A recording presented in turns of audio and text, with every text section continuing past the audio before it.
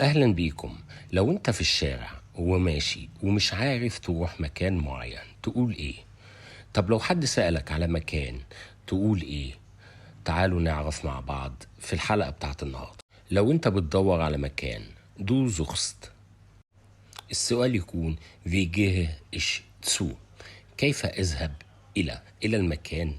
وممكن تسأل gibt es hier، يعني هل موجود هنا؟ ده لما تسأل عن مكان في الشارع أو المنطقة اللي أنت واقف فيها. وفي صيغة سؤال تاني، أو ممكن تسأل wo ist، يعني أين يكون؟ برضو ده للسؤال عن المكان لو أنت عايز تسأل على مكان. ولما تكون عايز تسأل برضو عن محل، عن حاجة أو مكان في المنطقة اللي أنت عايش فيها، تسأل wo findet man hier، ألاقي فين هنا المحل أو المنطقة أو البيت اللي أنا عايزه. طيب يا بطل أو يا بطلة، لو حد سألك عن مكان هتقول له إيه؟ تعالوا نعرف مع بعض. أول حاجة، لو أنت تعرف المكان Sie kennen den Weg، هيكون ردك إيه في كذا حالة من حالات الأسئلة. أول حاجة لما تقول امشي على طول وبعدين خش شمال أو يمين، gehen Sie geradeaus dann nach Norden oder rechts. ممكن تقول اسم المكان وتقول ist an der Ecke، يعني موجود على الناصية.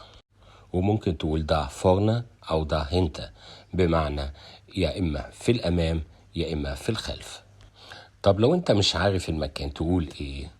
Sie kennen den wir nicht. أول حاجة ممكن تقولها أنا مش من هنا، ich bin nicht von hier. ولما تقول أنا غريب عن هنا معرفش المكان، ich bin fremd hier. وآخر حاجة النهاردة، لو أنت بتسأل عن المسافة لمكان أنت عايز تروحه، السؤال يكون wie weit ist es zum أو zum، كم يبعد من أو المكان إلى.